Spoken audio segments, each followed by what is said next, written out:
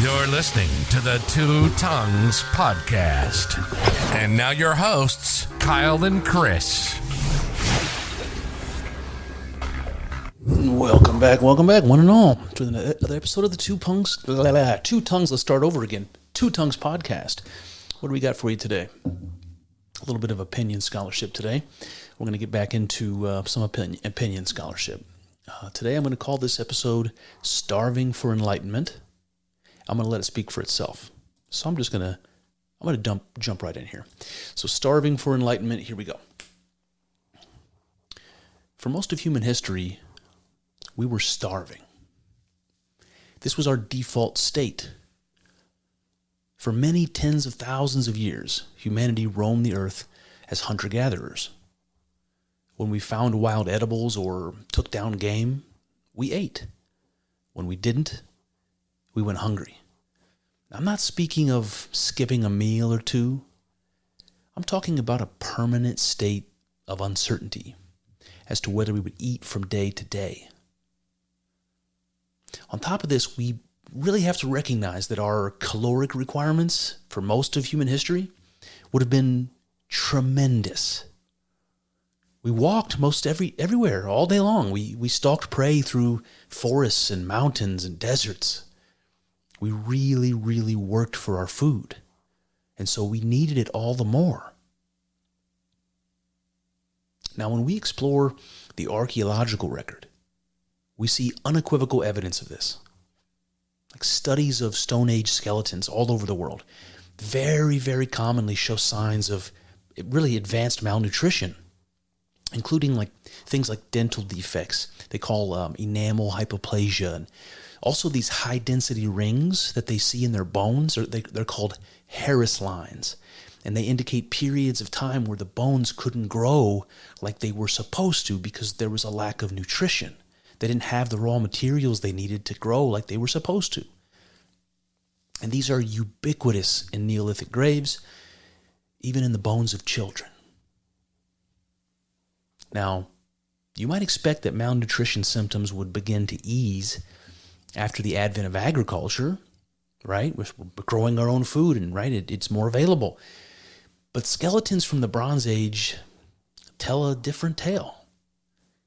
Modern studies of Bronze Age graves. Now remember, Bronze Age is our first metal that we were able to use. So we're coming out of the Stone Age into the Bronze Age with the beginnings of agriculture. And these Bronze Age graves show health of these early agricultural communities to have been even worse than their hunter-gatherer peers, to those people around them that were still living the old way. And they had all of the same signs of malnutrition that we see in their teeth. Enamel hypoplasia, something called dental caries. They're all over these Bronze Age graves. But beyond this, we have other more extreme evidence for starvation in the Bronze Age. I am, of course, talking about cannibalism, as we see in sites like Charterhouse Warren in the UK, where human bones were intentionally butchered in large quantities. I think it was like 30, almost 40 people. I think it's safe to say, if you're reduced to eating other people, you're desperate and starving. But was starving for most of our time as a species all bad? Well, mostly yes, but not entirely. There may very well have been a sort of silver lining, a reward, so to speak, for all our suffering. When we examine what remains of human culture from our earliest ancestors through the Bronze Age, we find, alongside starvation and death, the emergence of religion.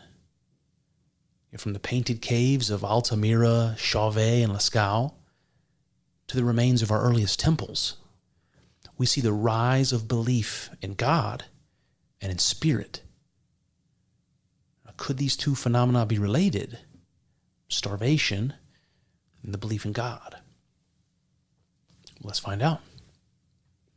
That brings me to the first section, which I'm going to call the science. If I could do a Fauci accent, I would do it. The science. All right. I want to tell you about a famous experiment that was done right around the end of the Second World War. It's called the Minnesota Starvation Experiment. I was familiar with this, I think, by the title of the paper originally. I think it was called Experimental Starvation in Man or something like that. So when you look into this experiment, it was basically a year-long clinical study performed at the University of Minnesota between 1944 and 1945 in partnership with the U.S. military. The investigation was designed to determine the physiological effects of severe and prolonged food deprivation and the effectiveness of dietary rehabilitation strategies. So it wasn't just, let's see what happens when we starve people, but it was that. It was also, once people are starving, how do we best get them back into health? Okay, this was something that we thought we needed post-World War II with all the catastrophes going on and expecting that people would be starving. So this is the context of the Minnesota Starvation Experiment. What I want to do is I want to read you just a couple of quotes from the scientists on this study. The first one says, prolonged semi-starvation produces significant increases in depression, hysteria, and hypochondriasis. Okay, well, that stands to reason. If you're starving for an extended period of time, you become depressed, hysteric, and you think you're sick, right? You got all these weird sensations and pains, your heart's beating weird, your electrolyte levels are low, all kinds of, you can imagine what might happen. But I want to, maybe just underline hysteria for a second, of all these different symptoms: depression, hysteria, hypochondriasis. Because it's not clear what hysteria means in this case. But another quote might help to illuminate that for us. So let me read another quote from the scientist here, who said, many subjects reported feeling a sense of unreality and detachment from their surroundings. So this hysteria we're talking about seems to be related to not just, going crazy or acting out, or having volatile emotions, which you probably would if you were starving, up until the point of exhaustion, I would imagine. But this experiment went on for a year, well beyond the state of exhaustion. So this idea of people becoming hysteric is illuminated by the idea that these people lost the sense of reality. Now, the Minnesota Starvation Experiment doesn't give us any more details around this. It's just kind of alluring and interesting. Like, what does he mean by this? People starving for a long period of time were confronted with a feeling and a sense of unreality and detachment from their surroundings. Detachment from their surroundings? Like, what are you talking about here? Are you talking about an out-of-body experience? Are you talking about visual hallucinations? What are you talking about here? It seems to me that unreality must mean something like, to these starving people, things seemed illusory. They seemed like they weren't real. And it reminds me of maybe a sign of sort of the veil lifting, like we often see in other altered states of consciousness that are, again, many are associated with these spiritual experiences. This idea that you're seeing beyond your perceptions.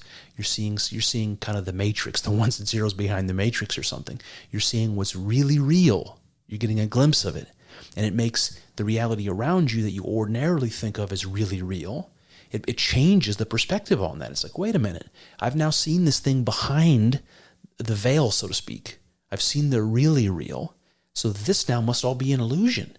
This seems like it's real, but I know now there's more. There's more to reality than this, so this must not be real. And that is a very common symptom of mystical experience. Like, the entire field and philosophy of idealism is based around this idea. And many religions, Advaita Vedanta, and I could go on, very similar along these lines, that what seems to be real, either yourself or the world around you or both, isn't as real as you think it is, or at least it's not the extent of what's real. And it makes it seem, in retrospect, illusory, false.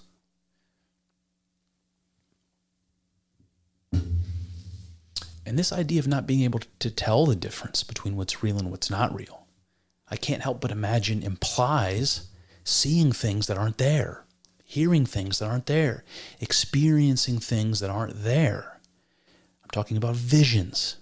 Okay, now visions might make you think of crazy people, and fair enough. But it should also make you think of religious people. Revelations, visions, right?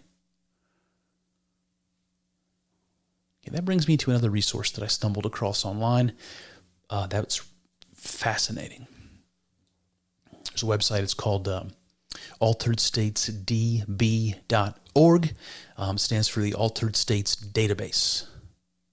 And this is, I'll read to you kind of how they describe it, and then I'll kind of give you my own thoughts here. But the way they describe the Altered States Database, ASDB, is an open science project based on systematic literature review that provides meta-analyses of psychometric questionnaire data on subjective experiences of altered states of consciousness induced by pharmaceutical and non-pharmaceutical methods.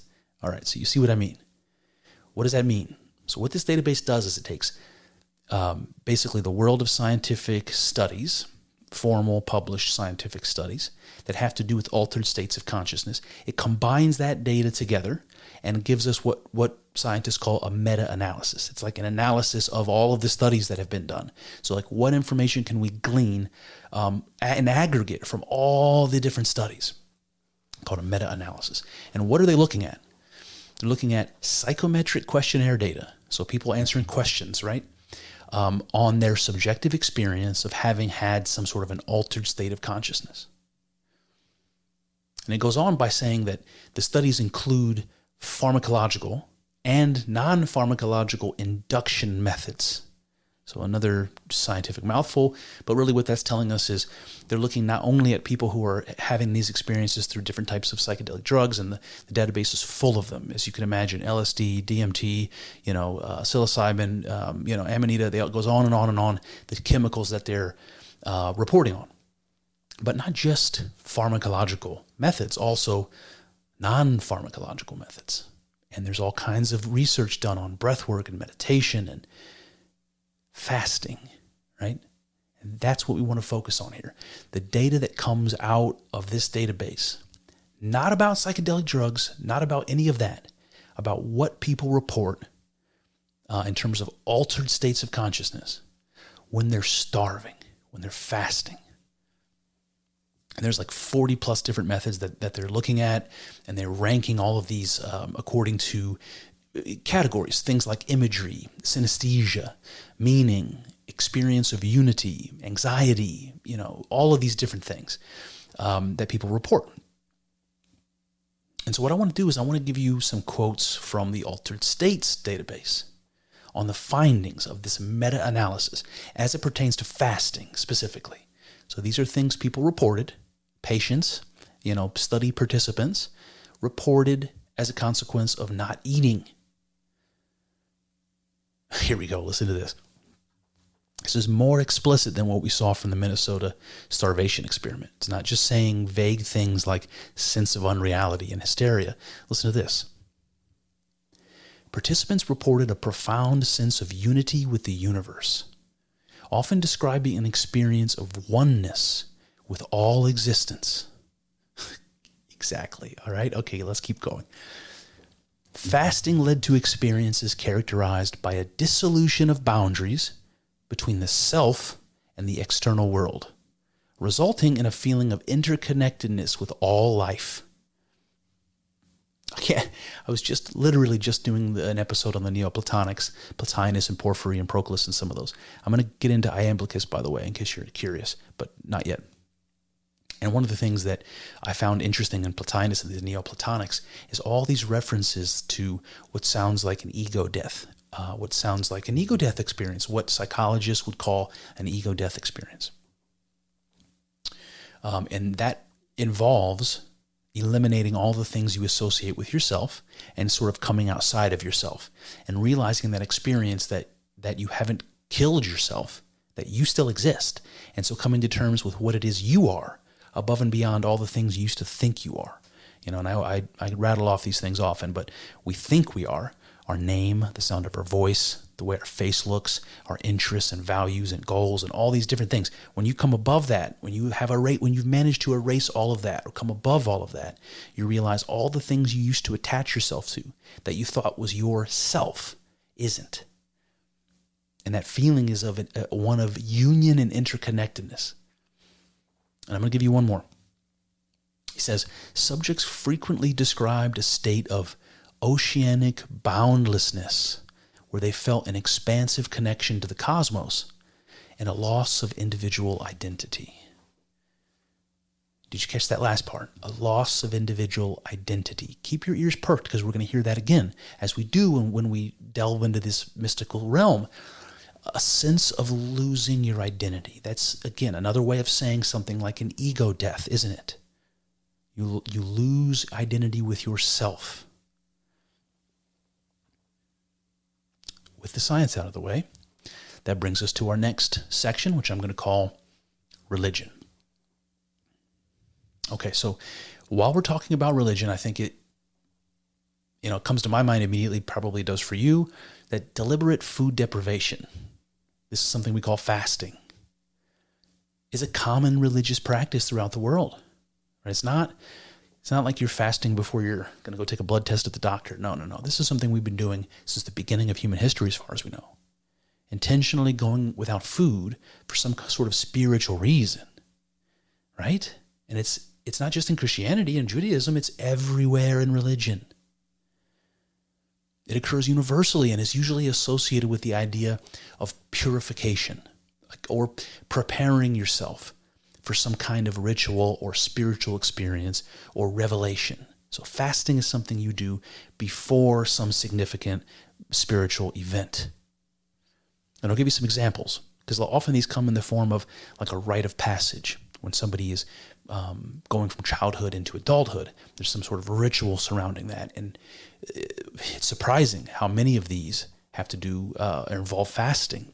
So I'm going to bounce around a little bit across the world, but I want to start with Hinduism. I have a sort of a special place in my heart for Hinduism. I think there's a lot of great ideas that came from Hinduism. It's also a very ancient religion, and the Advaita Vedanta school was something that I think has got a lot right. So let me just start with Hinduism. There's a ceremony in Hinduism. It's a coming of age ceremony. It's called Upanayana. I'm going to butcher it, I always do, but Upanayana, I believe. So in ancient India, this Upanayana ceremony marked the initiation of boys into the study of the Vedas. Right? Those are their ancient holy books. So when the boys come of age and he gets to be introduced into the religion, into the study of the scriptures, this is the Upanayana ceremony.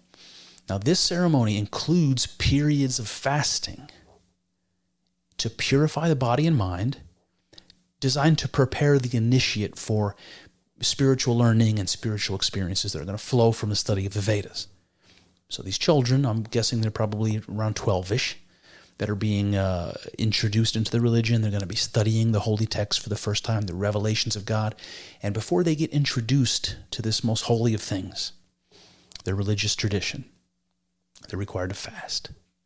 Fast in terms of preparing themselves for this thing they're going to embark on, this spiritual journey. So next I want to go to ancient Greece. I spent a lot of time talking about ancient Greece lately, so let's do this. In ancient Greece, there were mystery schools. These were initiation,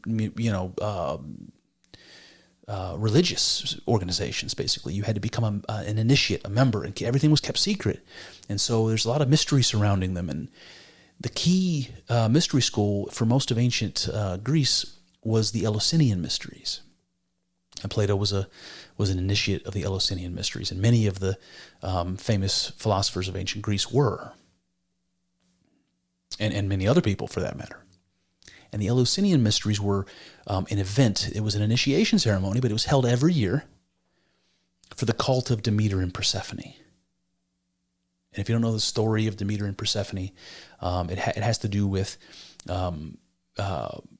descending into the underworld and returning, and it's a reference to the seasons, right? So when the winter comes and all of the plants and things die off, this is the goddess descending into the underworld, just like we see the sun, descending into the ocean on the horizon at night, and then it's reborn in the morning. Same thing with the seasonal cycles, right? The spring emerges and life comes back, and this is the goddess's return from the underworld, and this is the context for the Eleusinian mysteries, a sort of death and rebirth situation.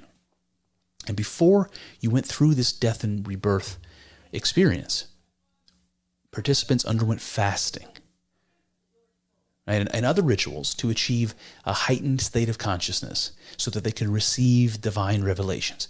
To fast was important to be able to receive divine revelations, to have this successful ritual, the Eleusinian mysteries. So I want to tell you what a couple of ancient authors said about the Eleusinian mysteries in terms of fasting, because I just want to give you some evidence of this. Plutarch, as an example, wrote a book called Moralia. And he's speaking about the Eleusinian mysteries, and he says, fasting was a preparation for the sacred rites, purifying the body and soul. And Hippolytus of Rome, in his book Refutations of All Heresies, also spoke about it, and he said something similar. The initiates abstained from food and drink for 9 days, purifying themselves for the sacred mysteries.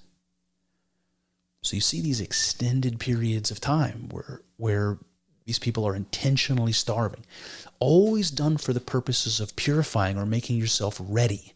So there's something about starving that gets you right on the cusp of. It gets you in this position where the conditions are perfect for you to have this unique human experience, this mystical experience. Let's talk about Buddhism for a second. I don't usually. I'm going to have just as much trouble pronouncing the Buddhist words. So here we go. In the Pali text, there's all sorts of different scattered Buddhist holy texts. But in the Pali text, there's a work called, here we go, Mahasāka Sutta. And it describes Buddha having this intense period of fasting that he was doing, kind of exploring these different spiritual paths. All these gurus he was encountering had different ways of spiritual practices. Some of them, walk around naked and beg for food, and some of them smoke pot all day, and some of them, there's all these different gurus with different strategies, and some of them are all about rejecting the world and rejecting the physicality, like the Gnostic Christians were, and that often led to fasting. It's like, I'm going to eat as little as I possibly can, so I can be so I can reduce the amount of physicality that I experience, and in the hopes of increasing the spirituality that I experience. So this is what Buddha was off doing. And so he goes through this period of intense fasting right before he discovers what he calls the middle way. And this is what leads to his enlightenment. And so what I want to frame for you here is Buddha doing this intense fasting immediately before he figures out nirvana and becomes a Buddha. And the quote goes like this. Buddha says, "So I thought, suppose I take very little food. While I did so, my body reached a state of extreme emaciation. My limbs became like the jointed segments of bamboo stems. My ribs jutted out like the rafters of a barn. The gleam of my eyes appeared to be sunk deep in their sockets, like the gleam of water deep in a well." Right? Intense starvation, immediately leading to the Buddha's enlightenment. Got a couple other examples here I want to share with you, just to kind of do a review of sort of the religious landscape all throughout the world. That brings me to the New World. I want to talk to you about Native American versions of this. And a very famous one is from the Lakota tribe, which we talked about. We did an episode on Wankantanka, which is the Lakota high god, and that's going to take us off the path. But this is them. This is the Lakota, right? There's all sorts of different tribes, the Sioux that were Lakota and so forth. And they have this ritual, this coming-of-age ritual that in English we have come to call a vision quest. So let me tell you about this traditional Lakota vision quest. All right, so in Lakota culture, the vision quest, I'm going to butcher this, but let me try. In the Lakota language, it's called Hanblechliapi, which means crying for a vision. And it involves a period of fasting and isolation in the wilderness. There's all kinds of things that might come to your mind about, in terms of religion, about going off into the wilderness. That this is something that prophets do. John of Patmos, Jesus Christ, Muhammad, and the list goes on and on. So they have an intense period of fasting, and they're isolated out in the wilderness. And the seeker, the person who's seeking the vision, he goes and he finds an area. It's an area that seems special to him, but a designated area where he will stay. Usually it's confined to about a 10-foot circle. And that person must stay there in the wilderness with no food, often for 2 to 4 days. And in this process, they're seeking spiritual guidance. They're seeking an encounter with the Great Spirit or an encounter with a guardian spirit or something. And this is a rite of passage. Like, they're required to have an experience like this before they return to the tribe as an adult. I also learned that, not always, but sometimes in this situation, involves the ingestion of psychoactive plants. Not always, but that's a common theme. We see that in the Kaikian brew from the Elicited Mysteries. We see it in the Soma brew from the Vedic Hindus. It is said that the participant will encounter at some point a strong urge to leave the quest, to leave that 10-foot area where he's confined. I would imagine you're starving. You probably want to go look for food, but maybe more than that, And it says that they'll encounter again a strong urge to leave, and they will feel insanity creeping on. Without a better way of putting it, they will feel like they're becoming insane, and this is something that they have to overcome. And I know if you've ever had a mystical experience, or if you've ever had a psychedelic experience, you've ever heard people talk about them, there is a fine line between visionary experience and insanity. There's a fine line. I'll put it that way. Now, if you think this particular type of rite of passage is maybe unique to the Native American world or something, and doesn't exist in the European tradition, I mean, I could just point you to a movie that I've pointed you to before that I liked, the movie 300. All right, it takes place in ancient Greece and ancient Sparta, and the boy king, when he's just a boy, Leonidas, what happens to him? He's taken from his family to undergo this special training to become a Spartan. That training is called the agoge, by the way. And as a part of this training, he was sent into the wilderness. Does that sound familiar to you? And he was not permitted to return without having accomplished some heroic deed. Now, in the movie, for Leonidas, this was slaying a wild wolf that was attacking him in the forest. Kill or be killed sort of a situation. But even without the drama of Hollywood, this was a real practice. So starting at about the age of 7, Spartan boys were taken from their families and placed in a communal living arrangement, and they were subjected to intense physical training. And one of the most notable aspects of this training is called the crypteia. In the crypteia, young Spartan males were sent into the wilderness with minimal supplies, and during this time they were expected to survive on their own. Doesn't that remind you of the Vision Quest story of the Lakota? Doesn't that sound like perfect conditions for a vision quest, for a mystical experience? That brings me to the next section, which I'm going to call In the Bible. And this is really what I wanted to get to mostly. I wanted to show you evidence, not only of fasting in the Bible, and if you're a Christian, that doesn't surprise you at all that fasting is a thing, but it might surprise you to know that fasting is obviously and intricately involved with all of the key revelations that happen to the kind of key figures of both the Old and the New Testament. So let me begin with a couple of quotes from the Old Testament.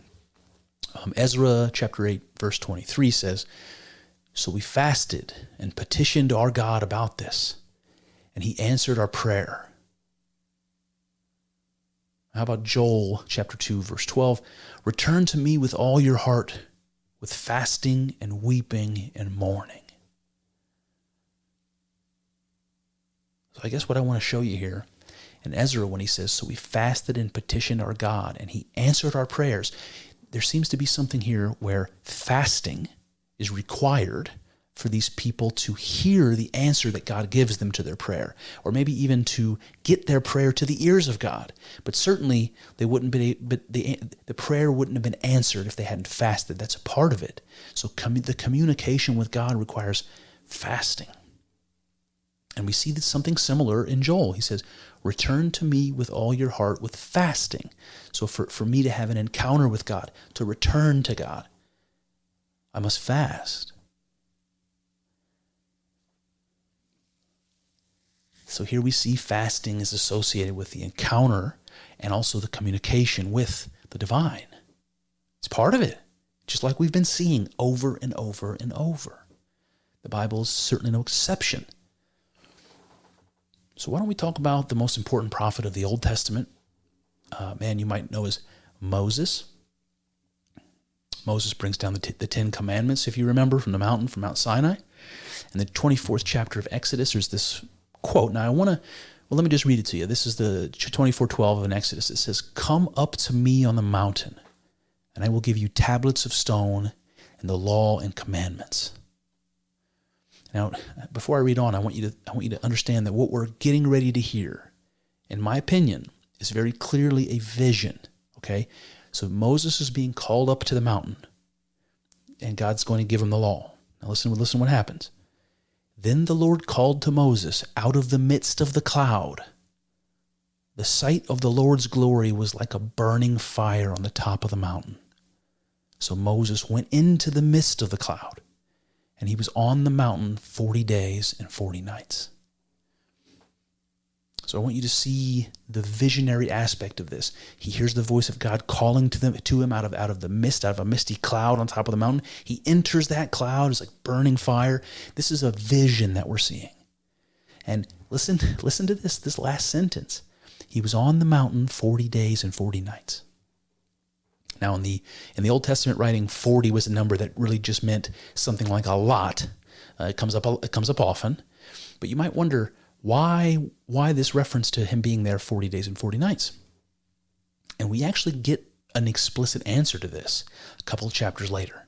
Because if you remember the story, the tablets get broken. And Moses has to go back to the mountain to get them again, right? He goes back up to the mountain, and then when he comes back, this is when he sees the Israelites worshiping the golden calf.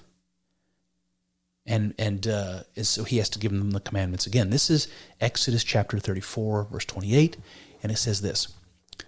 "So he was there with the Lord 40 days and 40 nights," right? So you hear that again. But listen to this part. "He ate neither bread nor drank water.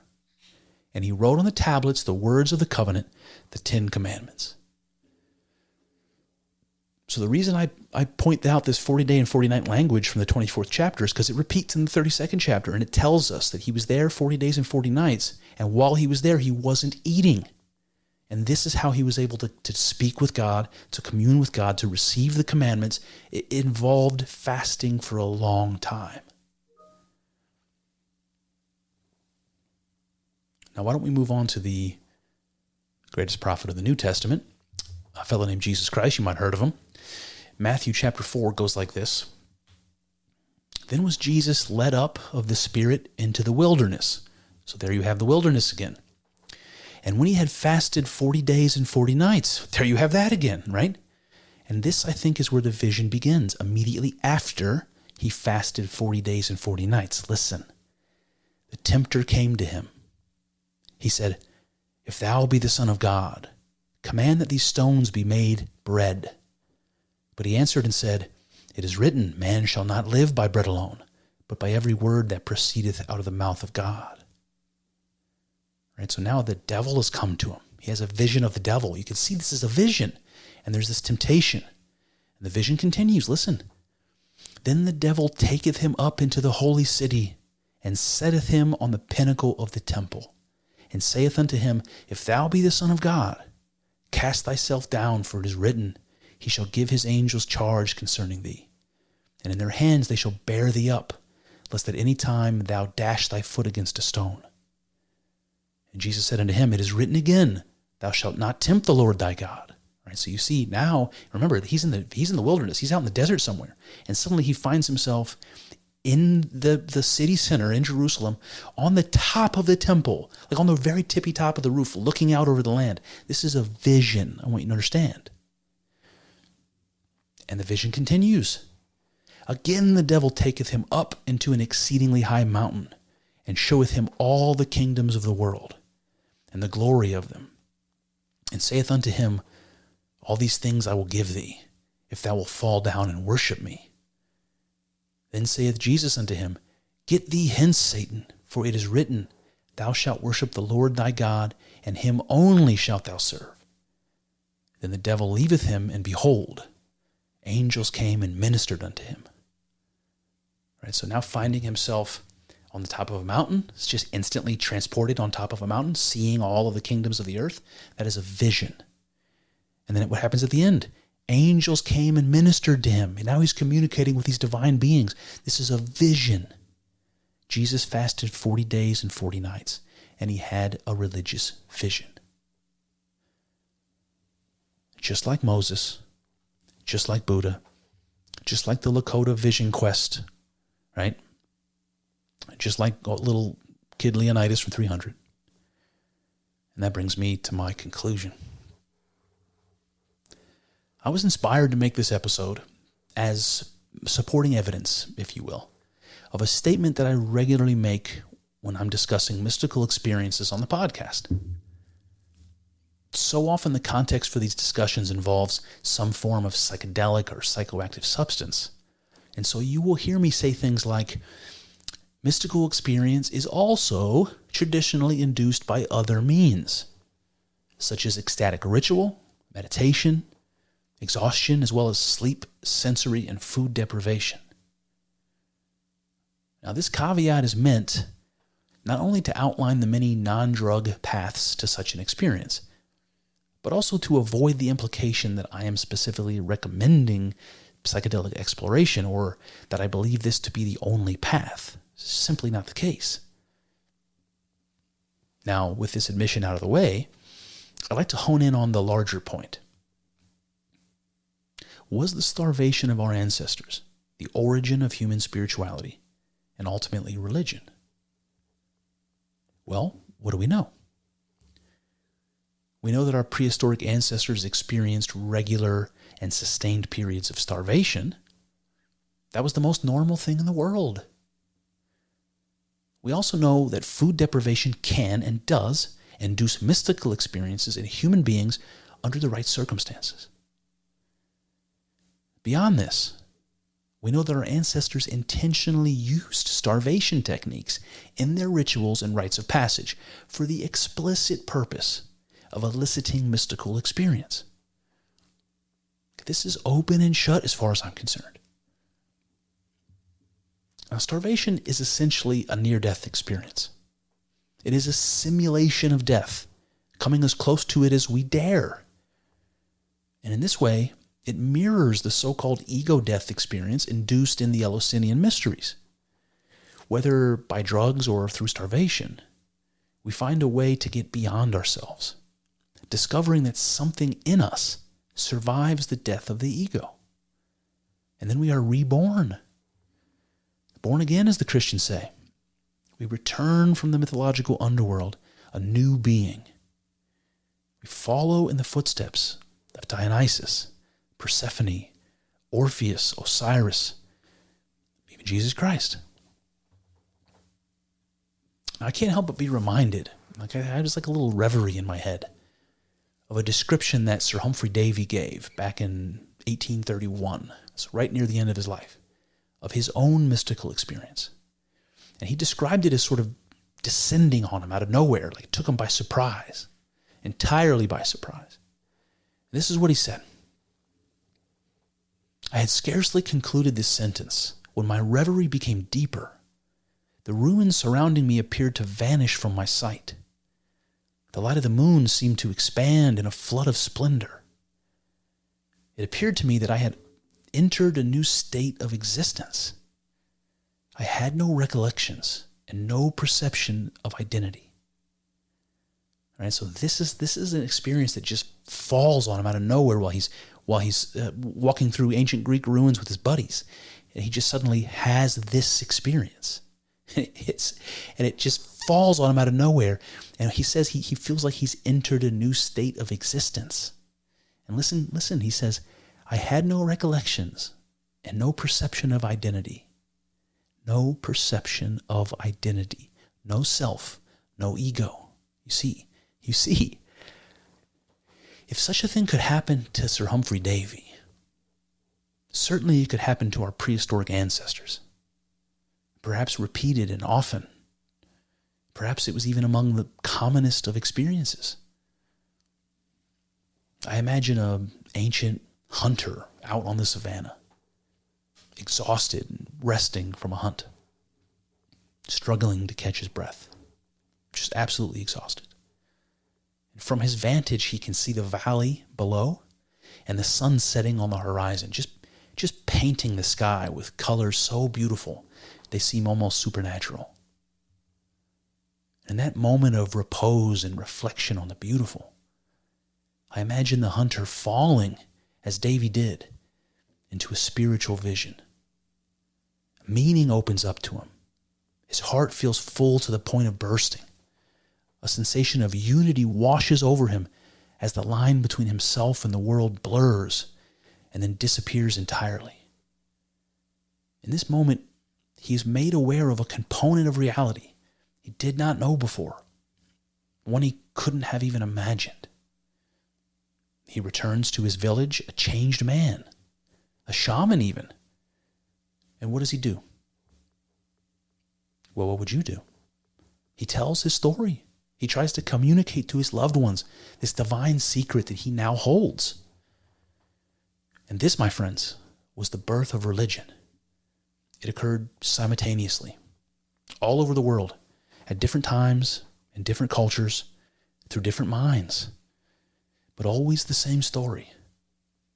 A vision of a spiritual reality which we are tied to and which ties us all together. A vision of God. Well, there you have it. That's one avenue explored, but infinitely more still to go. I hope you enjoyed thinking along with us. I know. It's not easy work. Thinking. It's hard and full of uncertainties, but I'm grateful for the company as we trek through this together. Here's to hoping that the juice is worth the squeeze. See what I did there? Let's find out together in the next episode.